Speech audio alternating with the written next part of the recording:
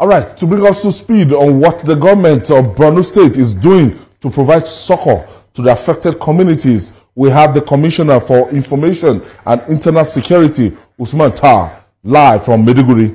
Thank you for joining us, Usman Tar. Thank you very much. Now, we've seen the fallout of the breakout of the dam, and we've recorded over 30 persons missing so far. I've seen 1 million people are said to be displaced. This is a state that has been ravaging or battling with Boko Haram since 2009. And to add to this is this natural disaster. How are you handling this situation with over 1 million people displaced? Thank you very much. We have been handling the evacuation site of the disaster, but also the management of the disaster in terms of providing succor to the people. So far we have established 32 camps where people are free to join, people who are displaced. And associated with that, we provide food and cash palliative to all the affected persons who are in the camps. We have also received donations in cash and in kind from individuals and organizations. Some of them provision of food, both fresh food and also cooked food, but also processed food and also grains. We also received cash donations. So there is a committee, a high-level committee on the coordination and management of the disaster, and that committee has been working 24/7. And we have also established a situation room and hotline where people who are in distress call and they are rescued. We have received 16 boats from the Nigerian Army, and those boats have been deployed. The Lagos State government has sent 60 boats. Adamawa State government sent 6 boats. All these assets are in use. In addition to the boats, we also have high-level lorries, articulated vehicles that can enter into rough terrains in order to rescue people. So far, over 90% of the people have been rescued, and we are still working on salvaging the rest, receiving the rest. Our reactions, we're always good in, this reaction to emergencies and everything. But I remember, NIMET, some other agencies, they foresaw this. They saw this coming. They warned. We saw their media campaign that they were all around the country telling state governors that, look, these are measures you should take, you should put in place. What are those measures that Borno State government put in place to, to alleviate the sufferings on ground right now?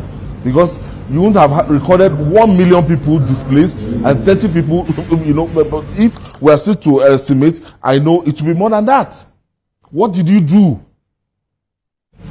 What did your government do? What did I do? Yeah, what did your government do as a government, to make sure the prediction that, look, this year it's going to be very, very, in terms of flooding, flooding. Thank you very much. We, as soon as we receive the alert, alert from the relevant agencies, there was a flood committee that is a standing committee of the state government. The flood committee has gone around to do the needful, not only in Alau Dam, but also other areas where flood were prone. It so happened that this year the rain overwhelmed us. That is number one. Number two, the facility itself is a federal government facility. The Borno State government only contributed in terms of maintenance, minor maintenance. Major maintenance, the cost runs to billions, is beyond the capacity of the Borno State government. And we learned that the Federal Ministry of Water Resources will now put its act together in order to do the turnaround maintenance, desilting. We learned that the dam is operating below 50% capacity because of sediments and silt that have deposited over the past 50 years. So we are dealing with the federal asset in terms of the dam. We have done our best as a state, as a subnational entity, in order to do the maintenance that we can. But with regards to the overall prediction for flooding, we have done our best. We have deployed the ecological fund in order to, across the state, we have deployed the ecological fund in order to provide the necessary support and necessary intervention across the state. Borno is a rural state, agrarian state, where we have so many flood-prone areas, and we have worked around the clock to do that. The Ayodele Dam is just one of several flood-prone spaces across the state, and we have done our best as a national entity. But as I said earlier, it's a federal asset, and the federal government has promised to look into it. So how soon do you intend to evacuate the flood? Because do you have enough drainage, drainage across the state, enough facility to be able to evacuate the flood? Yes, we have.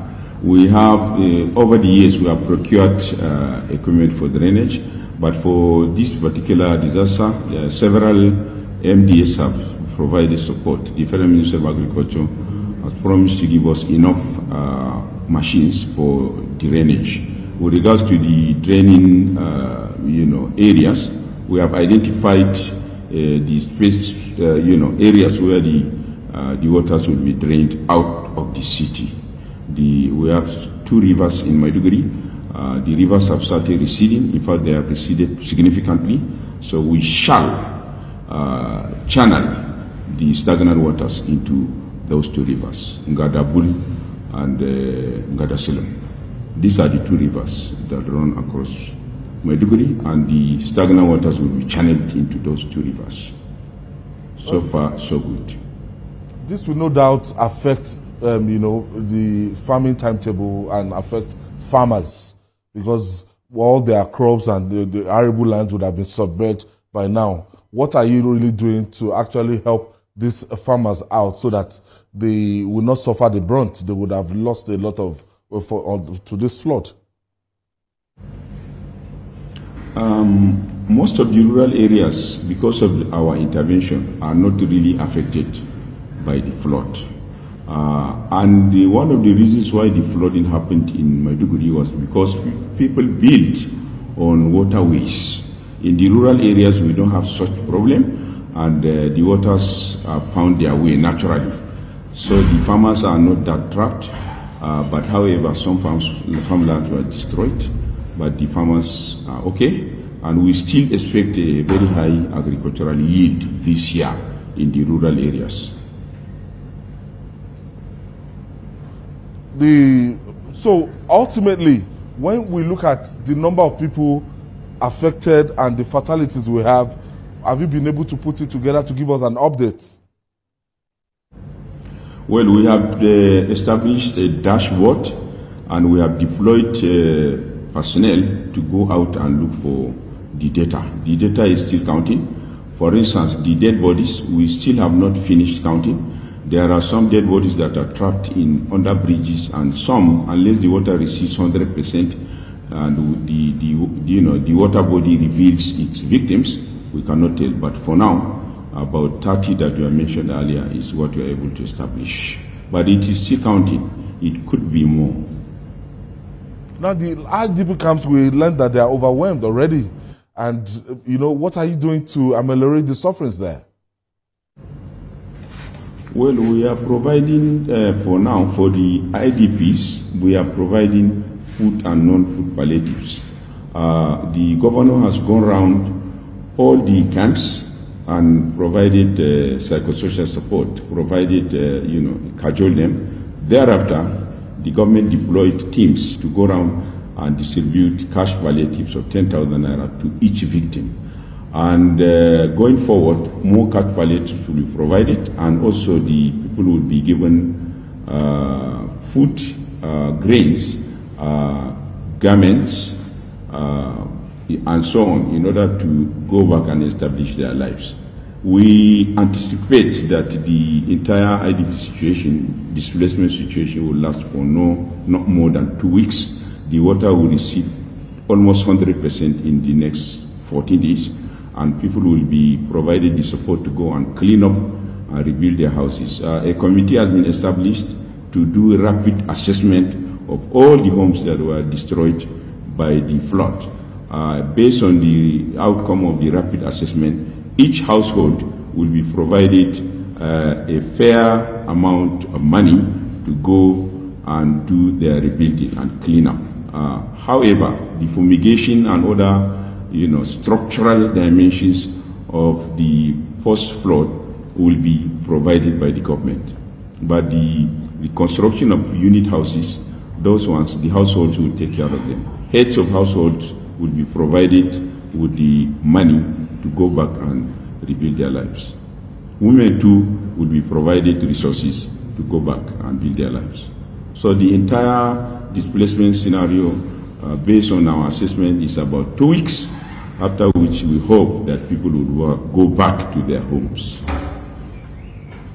The Commissioner for Information and Internal Security in Borno State, Usman Taha, I want to thank you for your contribution, and we want to commiserate with the people of Borno State, and we pray that we are not going to experience something like this again, and may God grant the repose of the soul of the departed as a result of this accident, the collapse of a major dam. We want to say commiserate with His Excellency to Governor Babagana Zulum. Thank you, Honorable Commissioner, for your contributions today. Thank you very much. We'll take this. Brother, when we come back, we'll be right back after this time out. Please don't go away. Still,